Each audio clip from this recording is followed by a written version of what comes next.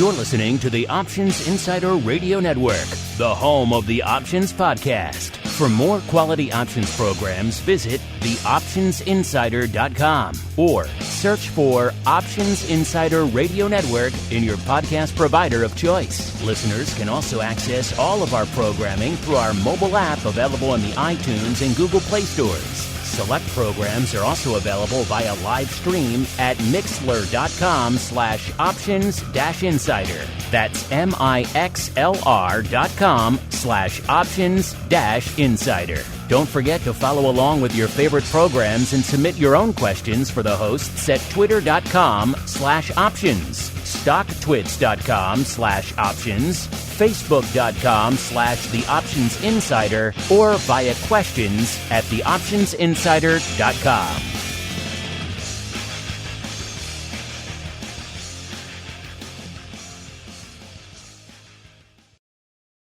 It is a dangerous world out there. Volatility is on the rise, and your clients' portfolios are under assault from a growing number of threats. Simple diversification is no longer enough to shield the assets under your protection. Registered investment advisors, financial planners, and asset managers need a new weapon in their war on risk. Welcome to the Advisor's Option, the program designed to arm busy advisors with the information necessary to properly manage risk in this volatile environment. From options education, trading strategies and tips, to industry news and interviews, you'll find it all on the Advisor's Option. The Advisor's Option is brought to you by the Options Industry Council. The OIC was created to educate investors and their financial advisors about the benefits and risks of exchange-traded equity options. For more information on how the OIC can help you implement options in your practice, please visit optionseducation.org. The Advisor's Option is also brought to you by Option Research and Technology Services. ORATS is your source for options backtesting. It's where you turn your ideas into results. Founded on the floor of the SIBO over 2 decades ago, ORATS is a full-service option research firm focused on helping you develop options strategies in line with your investment objectives. With a state-of-the-art backtesting platform, scanning, and implementation tools, ORATS offers end-to-end option strategy development, making the whole options trading process easier. For information about backtesting, scanning options data, including dividends and earnings, visit orats.com or email Matt Amberson at matt@orats.com. And now, it's time to learn how to implement options in your practice. It's time for the Advisor's Option. All right, everybody. That music means it is time, once again, for a program we like to call around these parts, the Advisor's Option, the program for you, the busy financial advisor, asset manager. Maybe you're already dipping your toe into your options waters on behalf of your clients. Maybe you're just getting a lot of demand. Heck, who isn't after the insane year that was 2020? You want to learn more about these options things? Either way, we got you covered. My name is Mark Longo from the optionsinsider.com, as well as, of course, from the ever-exciting Options Insider Radio Network. Reminding you, if you like what you hear, this program, everything else we do here on the network. Remember, there's a lot of other stuff hitting the network outside of the Advisor's Option. Make sure you continue to rate and review this content wherever you get these programs. So it does help new folks continue to discover the content in these crazy, insane times we are all living through together. And speaking of insane times, we're kicking it off here. This is our first Advisor's Option for the already insane, tumultuous year that is 2021.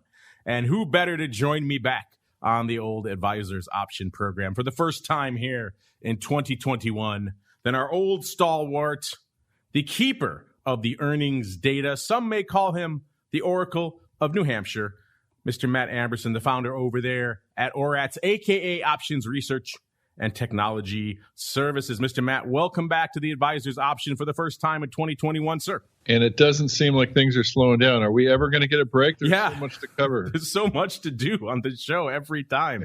I'm kind of longing for the wistful days back of 2017, Matt, where nothing really happened for months at a time. The market just went up and went up and went up and went up. Nothing. Falls down, falls down. Is it ever going to come back? Is volatility ever? Yes, it is.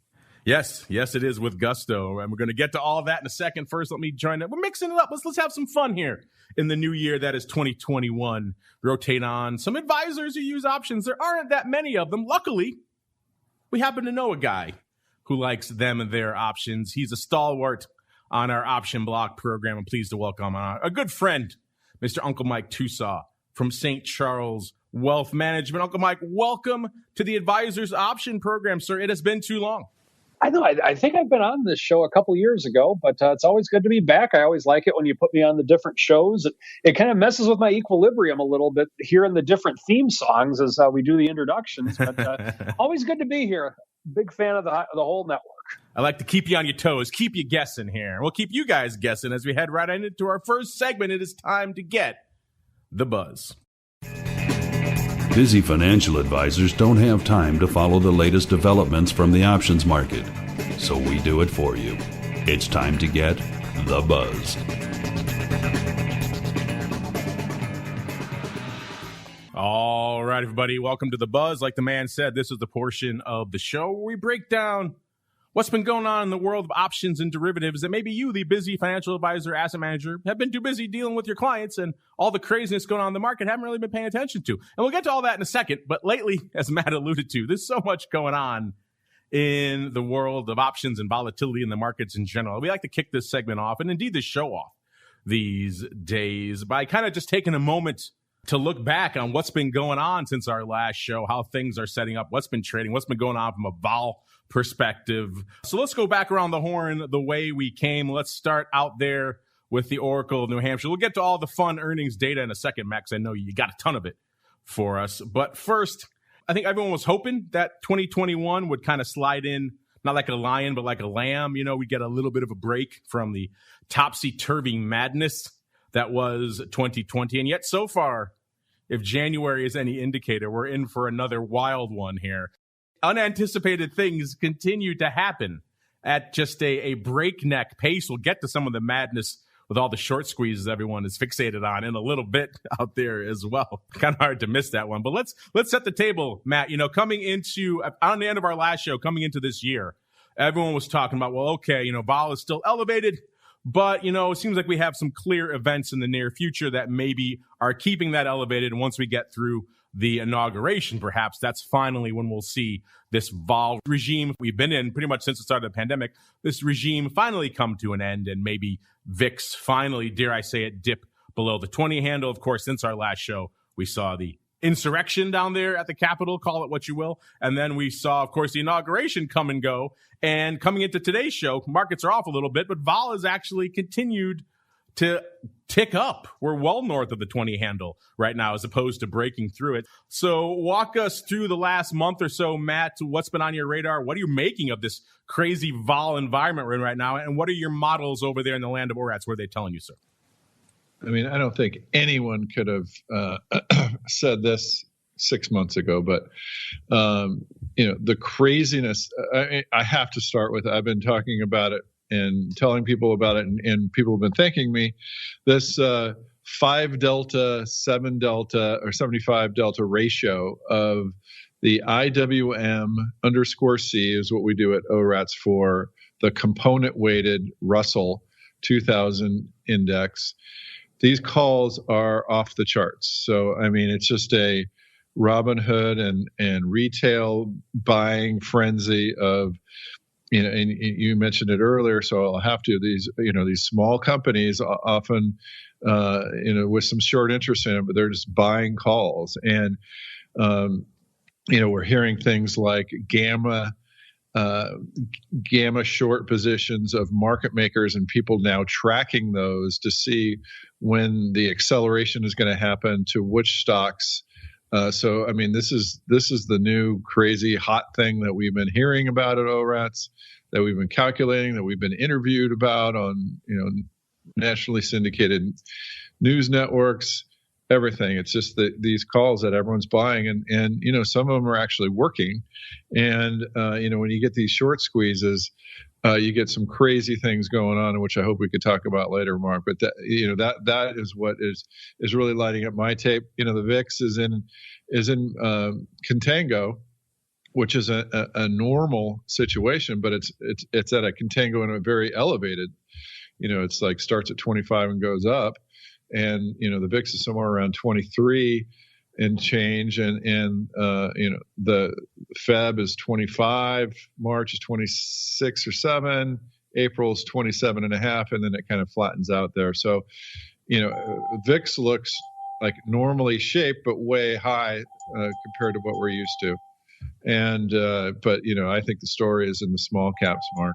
Yeah, those 5 Delta calls, depending on where you're looking, those things have been extremely active of late. If you had some 5 Delta calls in your back pocket in a name like GameStop or maybe BlackBerry, you're smiling all the way to your own private island right now. So insane times that we're seeing out here. Mr. Uncle Mike, same question for you, sir. Obviously, these are insane times. You mentioned on our option block program earlier this week that your clients have been hitting you up hot and heavy with all this madness going on. So what is your tale of the tape? What is catching your eye? What is lighting things up over there at St. Charles as we head into the end of this mad first month of 2021, sir?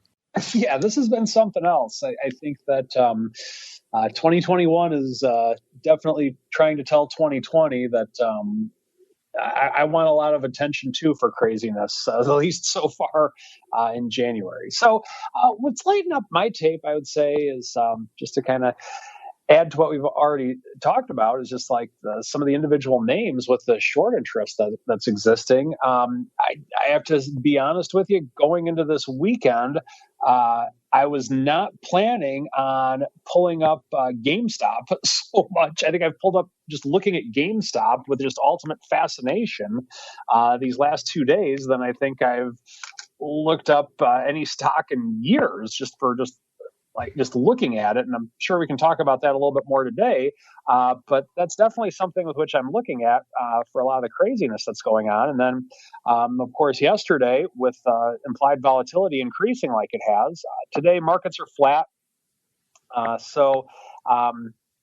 With that, we have, I think that tomorrow with Apple earnings coming out after the bell tomorrow, that'll be something to watch as well. But I would say just with the craziness of volatility that we've been having, not only just in looking at the VIX, but just from a lot of the movement of a lot of underlyings for, like we had said, the short interest and things like that is definitely lighting up my tape in a big way.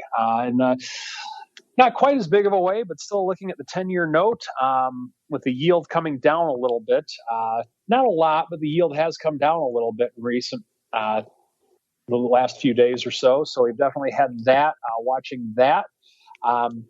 Precious metals have been relatively flat, and financials have pulled back a little bit off of their recent surge that they have had. So a lot of things happening, and the market's on the brink of making new all-time highs going into an Apple earnings report. So it could be something to definitely watch going forward. All right. We know you guys have requested it. It's kind of the bee in everyone's bonnet right now. So I think we'll get to it. Maybe we'll come back to the buzz. But we got to get to Options 101. We got to start talking about some of these crazy short squeezes. It's time to learn how to use options to manage risk and generate additional income for your clients. It's time for Options 101.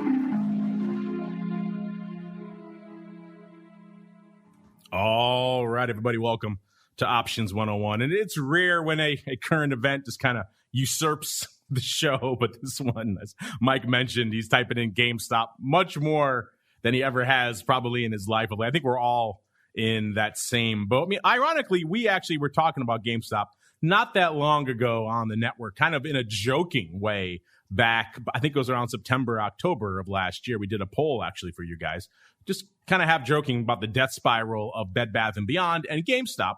And we did a poll, which one would you rather buy, GameStop if you had to, gun to your head, GameStop or Bed Bath & Beyond?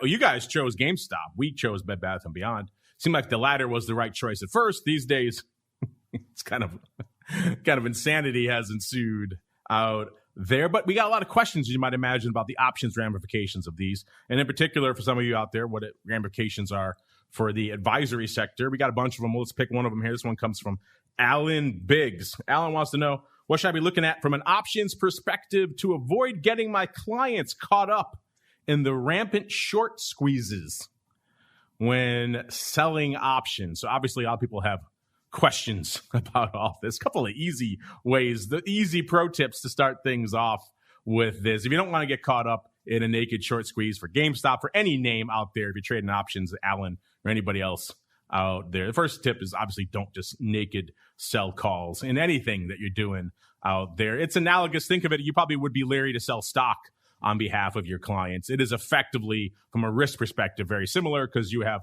limited reward and unlimited risk. And we've seen right now in these mad markets that unlimited risk can become very, very demonstrable very quickly. We're hearing stories about major firms having to get bailed out because they were deciding to dive in and really keep the short alive in names like GameStop of late. And look how well that worked out for them. So naked selling short calls, kind of a no-no. Something we had beaten to our heads as market makers very early is don't really get naked short units, which means if you're blown in any one direction, moving big, you don't have naked shorts you're going to be blowing through, because that could cause lots of unintended and just nasty consequences you don't want to have to deal with. So spreads are you going to be your friend in that scenario. Another way you can go, of course, covered calls is a popular trade for a lot of advisors out there. Gives an income flow to their clients' equity positions. Understandable. Great trade. And these days, maybe if you're worried about something like that, you can obviously not sell the covered call or also go the vertical route as well. Going to give you a little bit less income, but of course, also in the insane scenario that unfolds like a GameStop, if it blows through your upside strike, you can participate again. And you're not missing out on all that continued upside. So those are the few very basic ways you can do it. But let's go around the horn. Matt, I know you have a lot to say on this topic, so we'll start with you. I know you've been looking at 5 delta calls in IWM of late, but I have to imagine 5 delta calls in names like GameStop are suddenly on your radar, and a lot of folks are hitting you up over there at ORATS for that sort of analysis as well. So let's start there. What are your thoughts on these insane upside explosions / short squeezes / call them what you will we're seeing in these names? And then B, as Alan wants to know, what should he be looking at to avoid these things in the future, sir? Well, it's funny that you mentioned Bed Bath & Beyond, and I'm looking at, Melvin Capital is this huge fund that often shorts. Yeah, that's the one I was talking about. Yeah, and they were bailed out by Peak Six and Citadel. Who knows why they're doing that, but I'm sure it's not going to be great for Melvin Capital. But their top 4, GameStop, Fizz, National Beverage, Dillard's, and Bed Bath & Beyond. And what you see when you pull these up, so at ORATS, we calculate this implied borrow rates. And so let me just explain that for a second. So what happens is when you want to sell a stock short, you have to borrow it from someone that is long it and then sell it. And you normally could do it for a reasonable interest rate, or often you will get paid to do that. But now in these what are called hard to borrow, it's very difficult to find someone that will loan you the stock for you to sell it. And so when it gets this difficult, then that implied borrow rate will often go up. And in GameStop right now, it's the highest one that we're seeing at about 30, and it changes for the expirations and when you imply them. So you do this put call parity, and you try to figure out what interest rate solves for put call parity. 30 days out now, it's about 72. In the front months, it's over 150, which is where, so what's happening in GameStop, I'll just step back a little bit. They have shorted more than there is float out there, and the only way for that to happen is if the market makers get an exemption. So if the market makers can sell it short without locating it, but what happens in when it gets this high, this implied borrow rate just shoots through the roof, and as the stock goes up, the shorts start losing money, and it often will feed on itself. So they'll have to cover, meaning buy it in, or in some cases, if they're past their margin, or if they can't locate the stock anymore, the brokers will buy it in at any price. And what often happens is it'll happen at one point in time in the day, and all of a sudden you'll be sitting here seeing GameStop trading 80, and all of a sudden it's at 110 in the next tick because someone just had to buy it in. So, you definitely, if you're selling anything, even call spreads, of course, is a much, much, much less risky way to go than selling naked calls.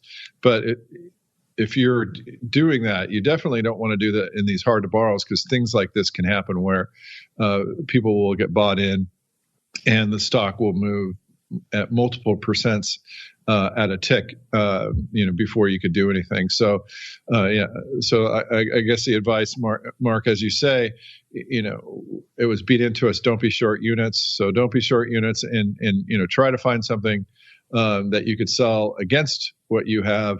At the very least, you could do some type of a ratio, but again, that's sometimes short units. So you want to avoid the short units. And sometimes it doesn't even matter how far out of the money, because these stocks are moving so quickly. So find that other small call to buy against it if you're going to sell something, Mark. Definitely. Yeah, definitely have the spreads on. These are insane times. Uncle Mike, like you mentioned, you've been looking up GameStop for your clients much more than you probably ever have in all the other years of your practice combined out there. So I'm curious for you, what are your thoughts for our listener here? Alan wants to know, what should he be doing from an options perspective to avoid getting caught up in the madness of these things, sir? Well, I think the main thing that needs to be started with is pick stocks that don't have likelihood for being in that type of madness. I mean, that's one way of doing it. That's probably the first thing I would say. The second thing, in terms of selling naked options or selling leverage short premium, meaning selling a naked call or selling a naked put with leverage. So in other words, let's say that $10 stock and you sold a $10 put on it and you only had like $3 in the account. That's kind of what I consider naked leveraged premium selling. I have two rules when it comes to that. Rule number one, never do it. Rule number two, don't forget rule number one. So that's kind of my feeling on that. What we like to do to kind of help us with income is that I like selling puts, of course, to get into stocks. And I've talked about that on the option block many times, but also a fan of a risk reversal. And kind of another easier way of thinking of a risk reversal from a synthetic standpoint would be along the lines of, say, going long the stock, and then instead of selling a covered call, sell a call spread against it. So if XYZ stock is at $50 a share, then instead of selling a 55 call, maybe sell a 55 call, but also buy a 60 call. So that way, if the stock stays below 55, then you'll collect the income that you collected from the spread, or you'll get to keep that income that you collected from the spread. But the advantage is that if the stock were to go up to $80 a share, or you have a stock that's really been working well for you, and you want to get some income on it, but you still think it might have legs, or whatever the case may be, then that's a great tool to have. Of course, the disadvantage is that you're not going to get as much premium from a call spread as you would from a covered call. But I would say over probably the last 5 years in my career, I've really gone to this strategy a lot more. And don't get me wrong, there's still times for covered calls and short puts and that type of thing. But this strategy of having just a call spread, it's kind of simple, but just having done this has been immensely profitable for us, or immense from the standpoint that in our covered call portfolio, if stocks that we have highly rated that have gone up and busted through the call spread, we haven't missed out on upside. And it's really helped us a lot over the course of the last few years through our money management in doing this. So not saying it's the end all be all by anything, but it's definitely a tool with which to look at. And especially, let's say that you have a stock that's going all over the place. And let's just say that you were, I'll play a little bit of Monday morning quarterback here. Let's say that you were doing something with GameStop and it's your covered call trade. And let's say it's towards the close of business yesterday, and I'm showing GameStop trading around $75 a share towards the end of the day yesterday. and you're like, okay, it looks like it's flattened out somewhat. Don't know if we're going to get another run on it, but maybe we want to sell some premium on it. Then if you were to sell an 80 covered call in a normal world, that would be fairly out of the money. But obviously today, GameStop's trading up at 110. And so it would have blown right through your covered call, and you'd have been saying, oh, shucks. Maybe you wouldn't have said, oh, shucks, but you would have said something along those lines. But if you would have sold, say, an 80-85 call spread, then, yeah, it would have blown through your call spread, but you still could have had some upside on it and still had a little bit of income if it would have stayed the same or gone down. Not near as much, of course, but you still have that as a potential tool. Once again, not the end-all, be-all, but it's definitely something to have in your toolbox. And full disclosure, the only GameStop trading that I've ever done in my life has been when my son has brought his old video games back in the day. There you go. I never imagined we'd be spending our first show of the year talking about short squeezes in GameStop, but such is the madness that is 2021, piled on the already joyous fun that is 2020. By the way, if you want to get in on the fun for yourselves, listeners, we have a hot flash poll going right now. If you're listening live, you can get in on it. I'm not sure.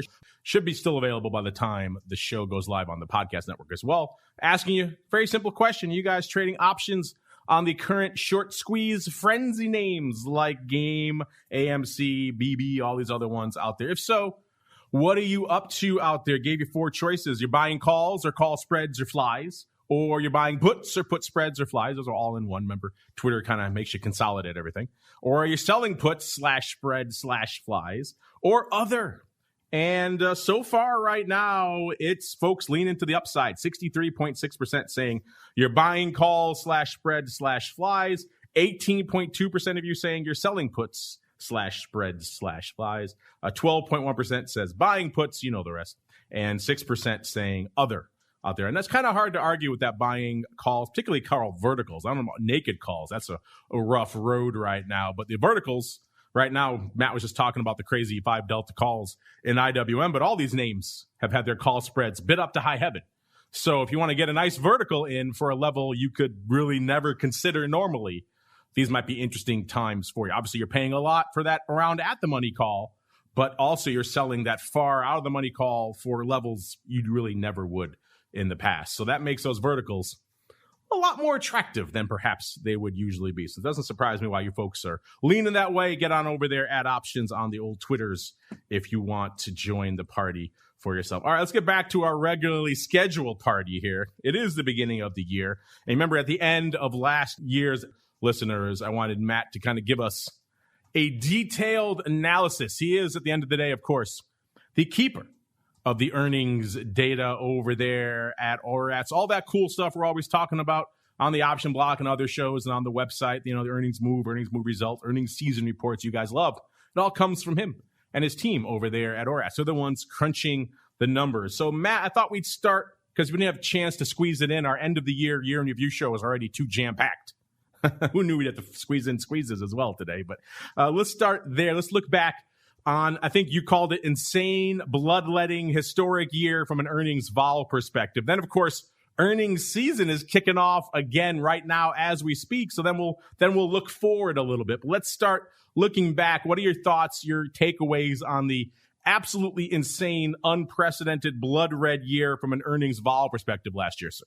Yeah, it was bad, except for a year ago at this time. A year ago at this time was the last time that the owners of straddles around earnings announcements got their comeuppance. After that, what happened was obviously COVID, and earnings went out the window. You know, people just, were not reacting to the earnings moves, and the pros still out there are pricing in these big earnings moves, and people are trading, based on other things is the best explanation that I could come up with on that. But, April was bad, not as bad as than July, when we were at an all-time low. They owners usually make, between 90% on their money and 111% was the high in January. They only made 78% on every dollar spent for a straddle in July. And then when we thought they couldn't get any worse, October came around, and that was even worse. 70%, only 24% winners. Usually it's 40% winners, and it was only 24%. So that was the worst. And then, it's Mark, it's not starting off much better. I'm looking at the results for today, or, from last night. 3M was under by 38% expectation. 3M only moved 2.6%. And ADM was 60% under. Agency Xilinx was 90% under. So we're starting off this earnings season in the red already, to the tune of only 50%. Now, clearly not that many have reported, but it's not looking any better. And I mean, people aren't looking, they're looking at so many other things. They're looking at short interest. They're looking at these way out of the money calls.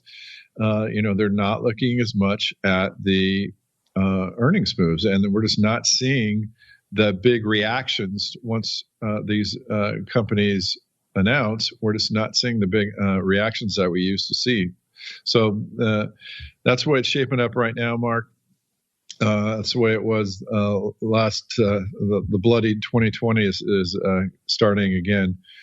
So we've had now 4 quarters of very subpar performance for long straddles in the earnings, Mark.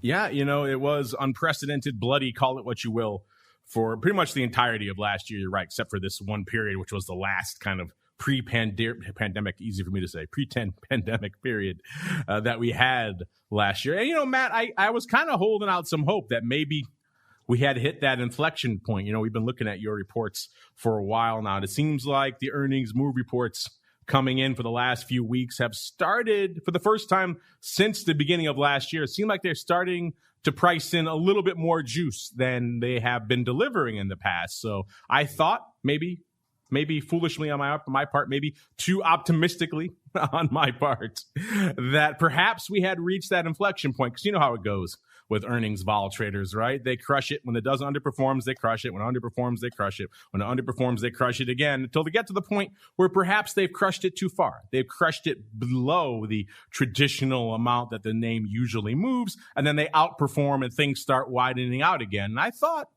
perhaps naively, that we had reached that point. And I mean, obviously it's still early days, but it sounds like, Matt, you're not in that same optimistic boat. You don't think that, even though they are pricing in a little bit more juice, the early returns is not merited, sir. Yeah, it's like I said, just today is one of the biggest broad-based earnings results that we're seeing, and it's really there are only a couple in the green and the rest are in the red. So this doesn't portend well for the coming weeks. Even though what we see is the first weeks usually aren't that good, but still, when it starts off this poorly, it's tough to come back. So I'm not seeing good things, Mark. Here you are. You're my ray of sunshine here on the show, but that's not looking good. We got some big names popping off this week. Listen, we got Microsoft popping off today, Starbucks, some other big names you folks like to trade out there and may have heard of out there. So if you want more information, you want to see exactly what Matt and I are talking about, head on over to theoptionsinsider.com. Click on the Options News and Articles tab, top right corner of the homepage there. You'll get all the earnings move results, and earnings season reports. You can get all the latest data as soon as they crunch it over there. You can't beat the price. It is indeed completely free. Let's turn to some more optimistic ideas and stories that kind of caught our mind. We were talking towards the end of last year. We already knew at the end of last year it was going to be a historic year for options volume, for options trading, for the options market as a whole. The question was just how historic. If you pay attention to this show and others, you know that the previous record year was 2018. And you know what involved there. We had the Volmageddon in February of 2018. We had some other big developments towards the end of that year, which helped seal that year for a record year. And we had already beaten that 2018 record full year's amount of volume by September of this year. So clearly it was a record year. It's just a question of how much. And hey, spoiler alert, if you haven't figured this out by now, The options market likes a little bit of volatility. They like a little bit of, shall we say, unrest in the broad populace, because that usually translates into a lot of options volume. And that's pretty much exactly what we saw last year. It was a record historic, pick the adjective, it probably is insufficient to describe the year that was. OCC reporting the numbers now for the full year of 2020, 7.47 billion options contracts changing hands in 2020, and total volume at OCC, because they cleared a few other things as well, of 7.52 billion. So talk about 7.5 billion contracts. How does that compare? Well, recently, the most recent year, 2019, a little bit under 4.9 billion. So you're talking pretty much a 50% increase from there. 2018 is a little bit more, about 5.25 billion. Remember, that was the record year, and not quite 50%, but pretty darn close to it on that front as well. 2017, way more. 2017 was only 4.3 billion, about 4.1 billion and 4.2 billion in 2016 and 2015, respectively. You go back to 2012, it was about 4 billion even. So you're talking almost doubling from 2012 out there. So huge record volume kind of across the board. And a lot of that driven by December as well. It seems like just about every month last year was a new record, and December was no slouch in that department. Cleared volume for OCC, it was the highest month in the history. Since these options things were created, it was the highest month ever. We'll see if got a few days left to see if January can top it. But 756.9 million contracts changing hands. That beats the previous high, which was set back in June of last year. If you look at all the top months, they're pretty much all 2020 now at this point. But June had been the apex, and it seemed like nothing maybe could surpass that. And then here comes December, 756 million, topping the level of June, which was 693 million contracts. That gives you a little bit of frame of reference. Everyone knew this was going to be a good year. Obviously, a lot of volatility. Maybe a little bit, you could argue a little bit too much volatility. Too much of a good thing is never good. You know, just ask all the kids who binge on candy after Halloween how that works out for them. But a little bit of vol can be a good thing. We got a lot of vol last year. So the question was whether it was too much of a good thing. And it seems like it worked out. Also, we had other things. Remember, you look at that number, you forget that in March to April, pretty much everything went electronic for the first time ever in the history of the world of options. Every single product, SPX, legacy, pit product. I stood out there for years. It's much bigger even than when I stood out there. Eurodollars, probably the most storied pit product around. All of these things, completely 100% electronic for the first time ever. Everyone thought, myself included, this stuff was going to implode under the weight of the volume. Instead, no. It rose to the challenge and did record numbers, which kind of surprised the heck out of me. Uncle Mike, you're our resident optimist here. You're the guy I turn to when I want a little light, a little ray of sunshine in my life. Did these explosive record numbers, do they surprise you at all, sir? Is that pretty much what you expected? And also, are you expecting January to perhaps usurp even December, sir? I could see that happening, honestly. I mean, with the volatility with which we've had thus far, it would not surprise me. And in terms of last year, I think it really shows how good our technology really is, because it's like, to give you an idea of the Eurodollar future, I remember going to a party one time and just happening to meet a guy, and, just the general concept of, oh, what do you do for a living? What do you do for a living? He goes, so before I could tell him what I did, he's like, I do something that you wouldn't understand at a place you probably wouldn't understand at all. I trade contracts that you probably wouldn't understand in a pit you probably wouldn't understand, even if you did understand it. I'm like, oh, do tell. And so he was a Eurodollar future trader. And it was one of the ones to where he went through it. I mean, I understand what the Eurodollar future is and how it works and that type of thing. But it's going to be different going forward. But let's be honest, we've been going towards electronic trading for years and years and years and years and years. I think it's just kind of, I'm surprised it hasn't happened sooner, quite frankly. Whether it's good or bad, you can debate. That's a debate for another time. But I'm really surprised it hasn't happened sooner, quite honestly. So I could see us having more volume with the volatility that we have in these marketplaces, and technology is proven to have worked, which is a good thing, regardless of where you are.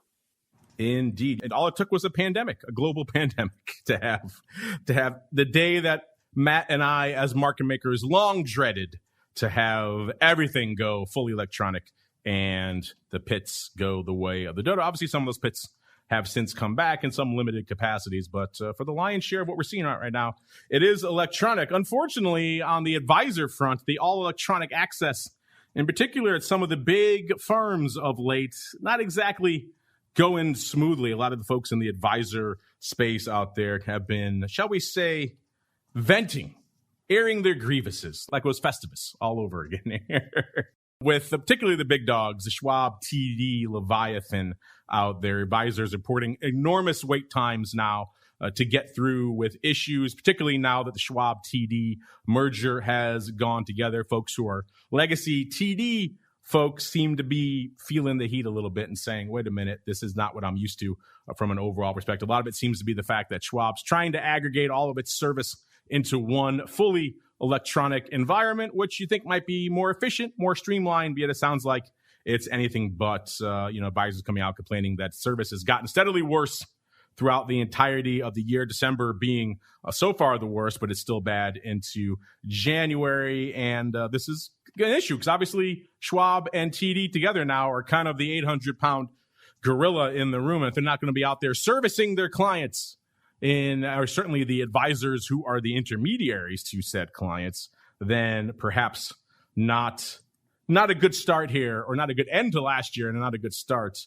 to this year. Of course, you're not alone if you're out there just slinging in some of these smaller accounts as well, because we saw just again this week the mad insanity of the short squeeze with GameStop and everything else, catching most of the major firms on the retail side as well, flat-footed, including Schwab. Robinhood's a frequent offender in this category. They were down again on Monday. Robinhood's starting to get to the point where, they have, I think I heard the other day, 13 million accounts, something absurd like that. So if you have that many accounts, you need to provide access for these people to the markets. And the notion that they continue to have outages, it's getting to the point now where that's no longer acceptable. But hey, others were joining that boat as well. Merrill Lynch, E-Trade, Vanguard, even kind of more stodgy of the outlets out there. So it's kind of widespread, these technical outages out here as well. Uncle Mike, let's start in the advisor camp out there, because you don't handle a lot of the individual retail stuff out there. I'm curious for you,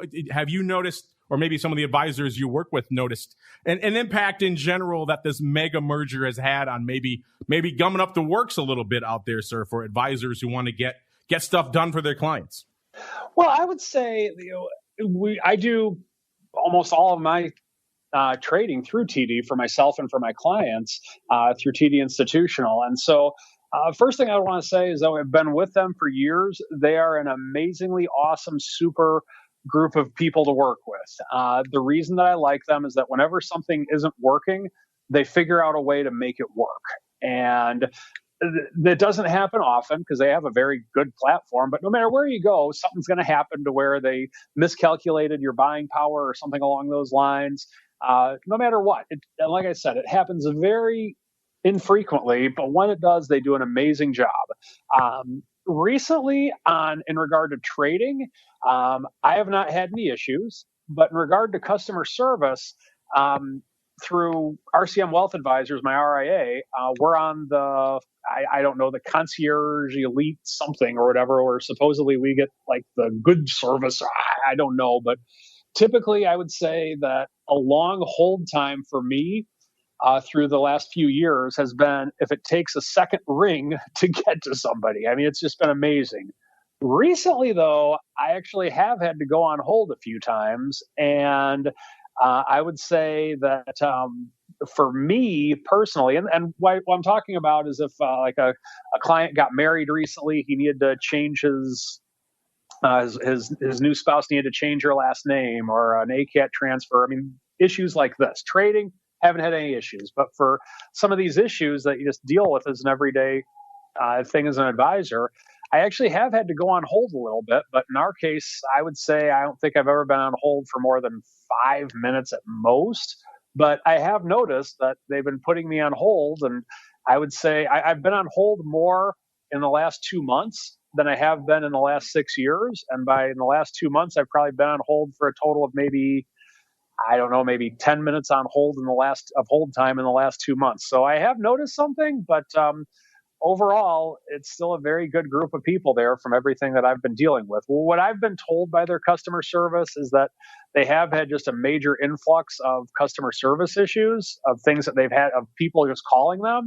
But like I said, it hasn't really affected my everyday life that much because they've just had such an insanely high standard for many years. I imagine the hordes of the retail one lots exploding into the market last year, probably taking up some of those phone lines as well. I want to get to your questions. I know you got them out there as well, listeners. But really quickly, I just want to touch on this because this is a hot trend out there in the world of RIAs and advisors right now.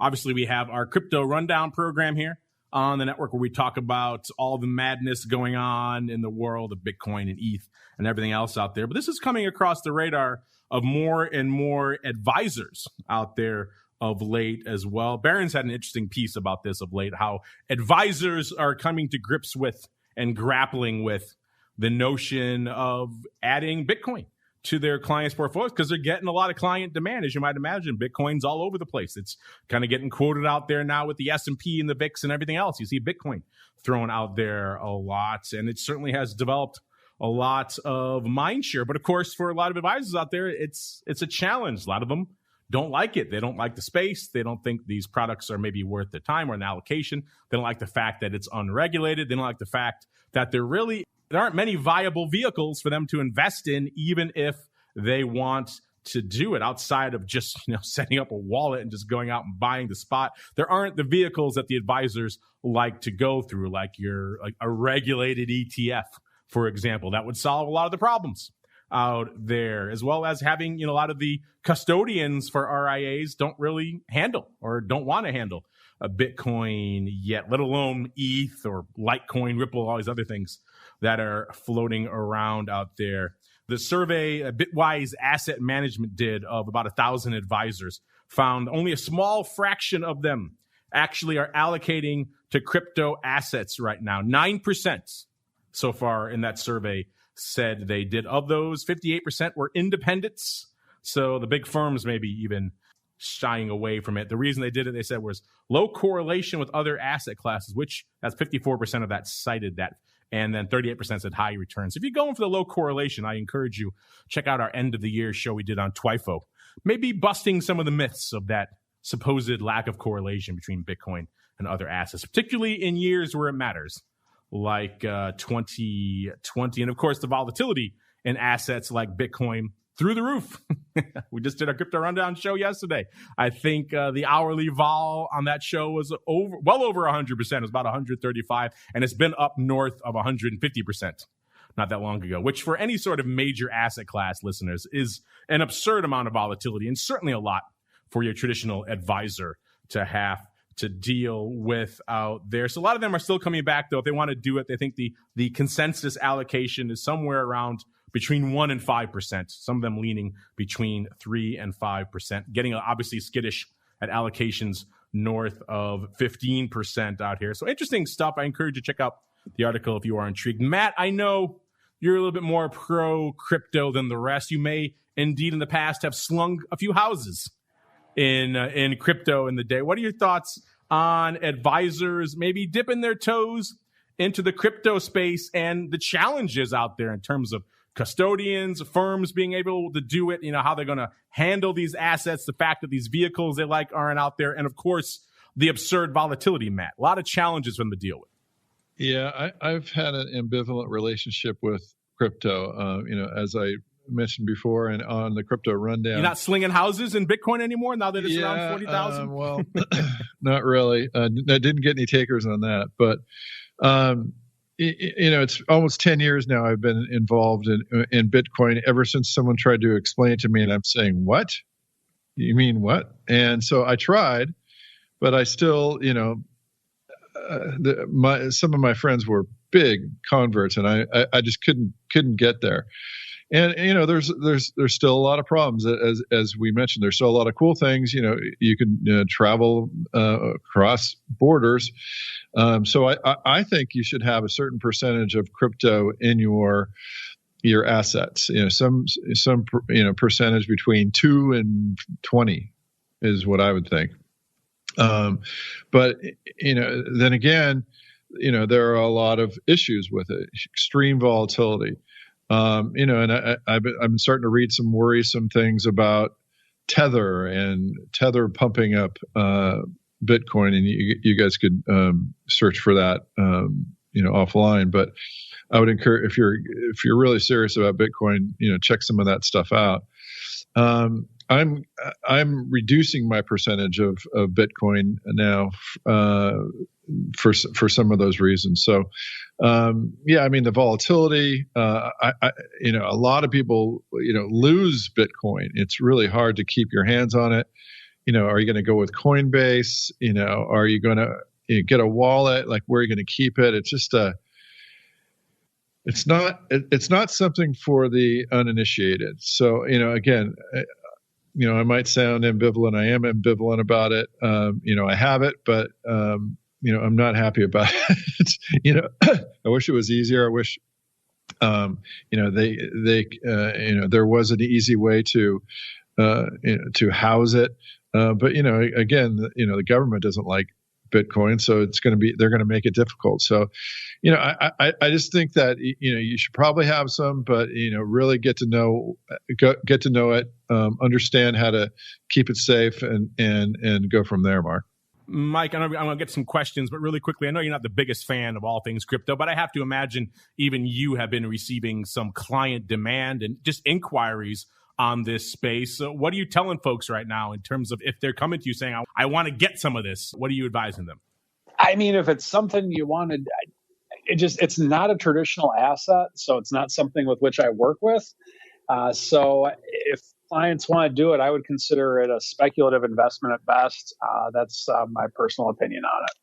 There we go. Speaking of opinions, you guys are never short of sharing yours with us, so it is time to get to our office hours. It's time to answer your pressing questions about options. It's time to start our office hours. You can become a part of this segment by leaving a question on theoptionsinsider.com, emailing us at questions@theoptionsinsider.com, or via social media at twitter.com/options, facebook.com/theoptionsinsider, or stocktwits.com/optionsinsider. All right, everybody, welcome to the office hours. So you guys ask us questions. Sometimes we turn the spotlight back on you. I'm going to do that right now really quickly. Quick update on our flash poll here about what you guys are trading in these crazy short squeeze names. Looks like the buying call / fly still winning, but it has trended down a little bit. Only 61% now saying they're doing. They actually have a tie with about 17% each for buying puts and /spread /flies, and selling puts /spread /flies, and about almost 6% coming in with other. You got a little bit of time left out there if you haven't gotten out there to make your voice heard. And they should hopefully still be live by the time the podcast hits here. So you folks can play as well. We haven't forgotten about you folks out there. Let's go through. We got a lot of crazy questions here. Let's see. Let's start with a little bit of love here. This is a comment via YouTube. A lot of you folks like to get our stuff on YouTube. Remember, it's a static image with the show kind of wrapped around it. So, hey, it's not our intended vehicle when you first created it, but you guys like it, so we put it out there in that fashion. Most people like to listen on YouTube anyway, so have at it. Just like Run the Race Mark, he or she saying about our last episode, very helpful discussion. Thank you. Well, you're welcome there. Run the Race Mark. Thank you for commenting, leaving your thoughts there. And for everyone else out there who's taken the time to comment and rate and review our stuff on all the different platforms, we thank you. You guys are the true stars out there. Let's see. Let's go to this one here from Blackjack. Blackjack wants to know, do you think more advisors adopted options in their practices in 2020? This will be a good time to have a new and updated Cerulli study from our friends over there at OCC, because they actually commissioned the studies about this exact thing. So we would have some hard data the last study was a few years back now, so we don't have hard data. Obviously, anecdotally, I just mentioned the numbers for the year. So just through sheer inertia, sheer client demand, sheer force of will, I'd have to imagine more advisors were dragged, potentially kicking and screaming, into the options pool by their clients, because there's just more clients out there who want to trade options than ever before in the history of the entire world. So if you're not trading options right now and you haven't gotten the message, I don't know what it's going to take. A pandemic clearly didn't do it, but still interesting stuff. Mr. Matt, what are your thoughts on this? I know you're not crunching numbers on this, but obviously we've all seen what happened anecdotally over the course of 2020. What do you think here for blackjack? Do you think more advisors adopted options in their practices in 2020, sir? Well, one of the big findings from the Cirilli study was that advisors that traded options in their personal account were much more likely to use options with their clients. So I have to think that a lot more RIAs were trading in their own personal accounts, whether it be with Robinhood or whoever. So I have to think that the uptake for RIAs was a lot greater. I think we're going to see that in 2020 than it was in 2019 for that very reason, Mark. Yeah, you'd have to hope the tsunami, the retail tsunami that engulfed the options market in 2020 would hopefully have carried some advisors along with it. Uncle Mike, you're kind of boots on the ground representative here on the show today. What do you think? Are there more of you now than there were at the start of 2020, sir? Well, I don't know, because I'm the only one I know. So I would think that there would be more of me now, just based on the fact that options give you the ability to control volatility or control your risk a little bit more. So I would think so, but it still seems like quite the rarity, quite honestly. Indeed, it does. That's a sad commentary, but hey, that's what this show is for, to get more of you out there, and we're glad to see we have been seeing more and more Uncle Mikes floating around out there year after year. Certainly there are more than when we started doing this show. We like to think we played some small part in that growth. Unfortunately, that music means this show just flies by. We're already at the end of our allotted time, listeners. Sad face. I know there's so much more to talk about. Maybe we'll do another all questions considered episode, because you guys clearly have a lot of thoughts on the brain about margin calls and the fig leaf and all sorts of other fun stuff. Don't worry, we'll get to you. If we can't squeeze you on this show, this show's only once a month, we'll get you on some of the other programs. You'll get your questions answered. Do not worry. But before we do that, let's go back around the horn. Let's start with our guest, Mr. Uncle Mike, sir. These are probably times when folks might be looking for an advisor who handles their options. So if they're looking for someone who offers said services, where should they go? What should they do? Well, check out my website at stcharleswealth.com. And if you're an advisor out there, if you're looking for some separately managed accounts, feel free to reach out to me along those lines as well. And I was going to announce this in the option block if it does come to fruition, but we are negotiating with certain mutual fund companies to have our strategies tickered in some way, shape, or form. But more to come on that. Stay tuned for the option block on that. Ooh, I can buy the Uncle Mike Mutual Fund coming soon to a broker dealer near you. Fascinating stuff. Stay tuned for that, listeners. In the meantime, check them out. stcharleswealth.com is the place to go. And you know where to go to find all of Matt's cool stuff. It's orats.com, ORATS.com. While you're at it, also give him a follow on the old Twitters. He's got a pretty memorable handle. It's at OptionRats, all one word. So he's pretty easy to find out there. And Matt, if they were to venture over to orats.com or to follow you on the old Twitters, what would they find, sir? Well, there's the guys have been very busy. We're coming out with some great stuff. We made a back testing optimization, and then we find the best triggers, like when is the best time to do that short put spread, or when is the best time to buy that VIX put. So triggers, and then we made a paper trading account from scratch, bottom up. So that's been great. So you could then test it in sample, out of sample, and then paper trade it before you start trading it. So we're coming up with what we think is one of the best platforms for easy to access and to back test and get the strategies and to implement the strategies. So it's a lot going on at orats.com. You can email me at matt@orats.com, matt@orats.com, Mark. There you go. Hit them up, matt@orats.com. You have a question about a strategy you're implementing, you want to know what is the best way to do it, maybe the best time frame, the best ratio, how you should construct it, which months. He's the guy to hit up, matt@orats.com. Of course, they're also the keepers of all that fun earnings data that you guys love so much. Particularly this time of year, you can see how previous seasons stacked up. You can see how upcoming seasons, perhaps, and upcoming earnings events may be stacking up. A lot of great data to have there at, orats.com, the place to go for all that good stuff and a whole bunch more. And on behalf of Mr. Matt and everybody over there in the land of Orats, and of course, Uncle Mike, and indeed myself, I want to thank everybody out there for downloading, streaming, subscribing, for listening live, for voting in our polls, for all the other fun stuff that you guys do.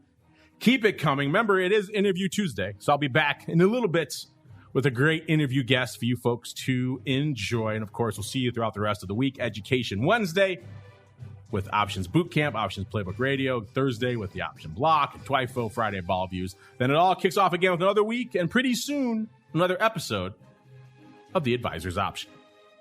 The Advisor's Option is brought to you by the Options Industry Council. The OIC was created to educate investors and their financial advisors about the benefits and risks of exchange-traded equity options. For more information on how the OIC can help you implement options in your practice, please visit optionseducation.org. The Advisor's Option is also brought to you by Option Research and Technology Services. ORATS is your source for options backtesting. It's where you turn your ideas into results.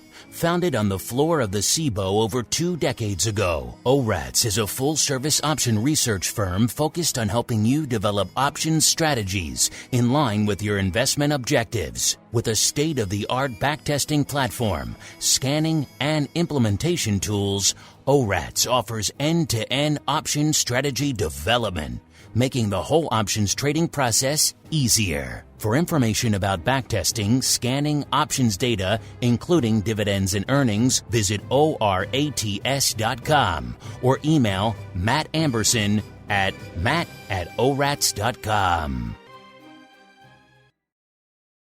You're listening to the Options Insider Radio Network, the home of the Options Podcast. For more quality options programs, visit theoptionsinsider.com or search for Options Insider Radio Network in your podcast provider of choice. Listeners can also access all of our programming through our mobile app available in the iTunes and Google Play stores. Select programs are also available via live stream at mixlr.com/options-insider. That's mixlr.com/options-insider. Don't forget to follow along with your favorite programs and submit your own questions for the hosts at twitter.com/options, stocktwits.com/options, facebook.com/theoptionsinsider, or via questions at theoptionsinsider.com.